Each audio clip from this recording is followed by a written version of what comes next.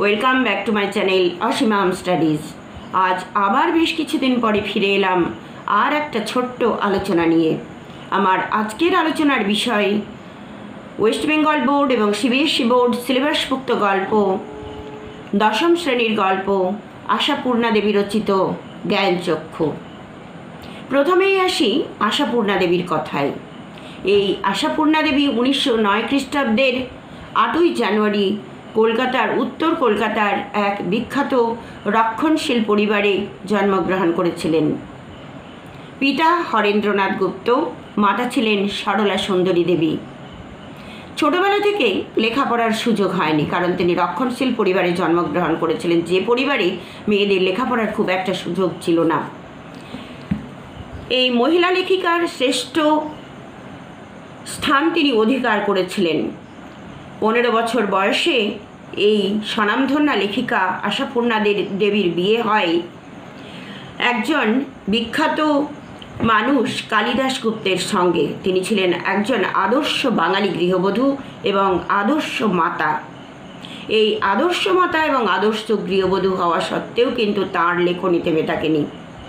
তিনি লিখেছেন পরিবারের সমস্ত মানুষজনকে নিয়ে। সমস্ত কাজের ফাঁকেও, সমস্ত দায়িত্বের ফাঁকেও তিনি তার লেখা থামিয়ে রাখেননি। তিনি লিখেছেন নানা ধরনের গল্প, উপন্যাস, ছোট গল্প। তার ছোট ঠাকুরদার কাশীযাত্রা তার প্রথম প্রকাশিত বই, প্রেম ও প্রয়োজন তার প্রথম প্রকাশিত উপন্যাস। তিনি আধুনিকতার সমর্থক হলেও আধুনিক বিলাসিতার বিপক্ষে ছিলেন। বিলাসিতা তিনি পছন্দ করতেন না, কারণ তিনি একজন গৃহবধূ, বা সেভাবে বাইরে বেরিয়ে পড়াশোনা করা তার পক্ষে সম্ভব হয়নি। কিন্তু তবুও তার পড়াশোনা বা লেখনী থেমে থাকেনি।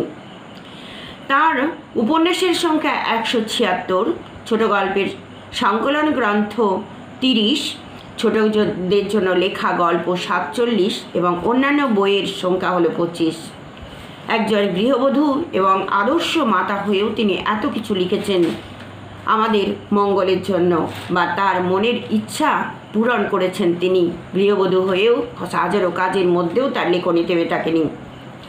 আশাপূর্ণা দেবীর শ্রেষ্ঠ সাহিত্য কীর্তি প্রথম প্রতিশ্রুতি উপন্যাস। এটি একটি ট্রিলজি। প্রথম প্রতিশ্রুতি, সুবর্ণলতা এবং বকুল কথা। সাহিত্য কীর্তির জন্য তিনি বহু সম্মানে ভূষিত হয়েছেন। ভারতের সর্বোচ্চ সাহিত্য পুরস্কার জ্ঞানপীঠ পুরস্কার লাভ করেন তিনি। ভারতের সর্বোচ্চ সাহিত্য পুরস্কার জ্ঞানপীঠ লাভ করেও তিনি থেমে থাকেননি। তাছাড়া পান সাহিত্য একাডেমি পুরস্কার, রবীন্দ্র পুরস্কার, বিভিন্ন বিশ্ববিদ্যালয় থেকে দেওয়া ডিলিট সম্মান। একজন গৃহবধূ হয়েও স্কুল কলেজে লেখাপড়া না করেও কিন্তু এত সম্মানে ভূষিত হয়েছিলেন এই আশাপূর্ণা দেবী। এই আশাপূর্ণা দেবীর জ্ঞানচক্ষু গল্পটি সংকলন জ্ঞানচক্ষু গল্পটি গৃহীত হয়েছে কুমকুম নামক ছোটদের গল্প থেকে। এবারে আসি বিষয় সংক্ষেপ। এই আশাপূর্ণা দেবীর ছোট গল্প বা গল্প জ্ঞানচক্ষু।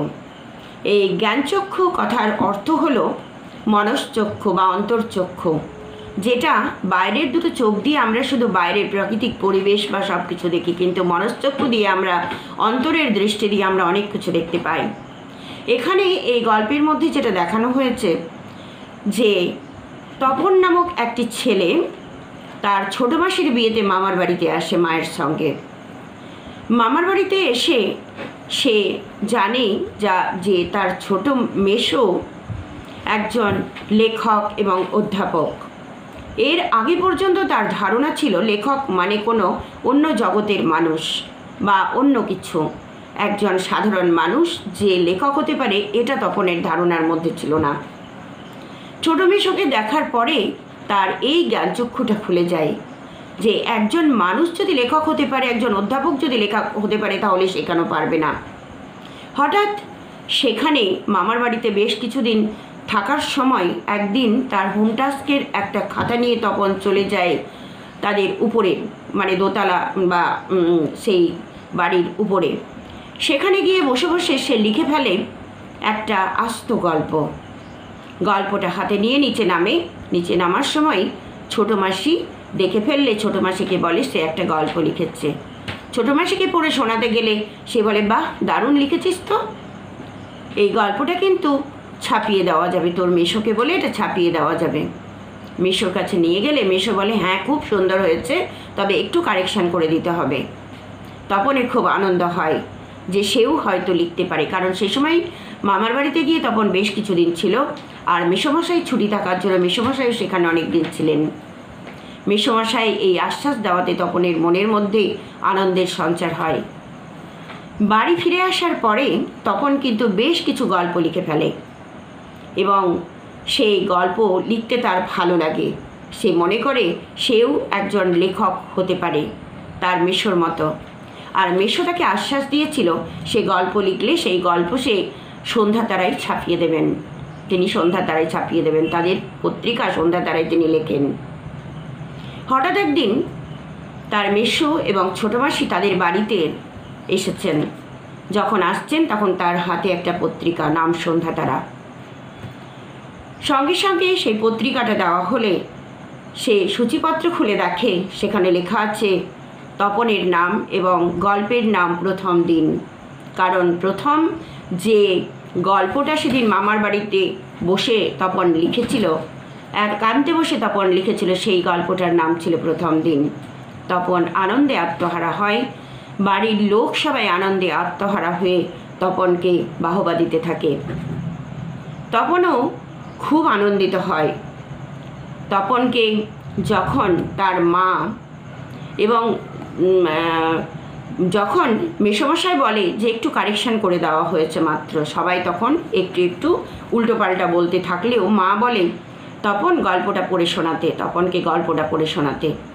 তপন যখন গল্পটা পড়ে দেখে তপনের গল্পের নাম প্রথম দিন থাকলেও গল্পের সমস্ত সারমর্মটা পাল্টে গেছে, উল্টো হয়ে গেছে, অন্যরকম হয়ে গেছে। তপনের মন গ্লানিতে ভরে ওঠে, সে দুঃখে ভারাক্রান্ত হয়ে ওঠে তার মন। তারপর সে ওটা পত্রিকাটা নিয়ে চলে যায় ছাদের উপরে। সেখানে গিয়ে তার চোখ দিয়ে জল পড়ে, তার শার্টের হাতা দিয়ে সেই চোখের জল মুছছে এবং মনে মনে ভাবে এবার যদি সে লেখে তাহলে কিন্তু সেই লেখা তার ছোটো মেসোকে সে ছাপাতে দেবে না, সে নিজে ছাপাতে দিয়ে আসবে।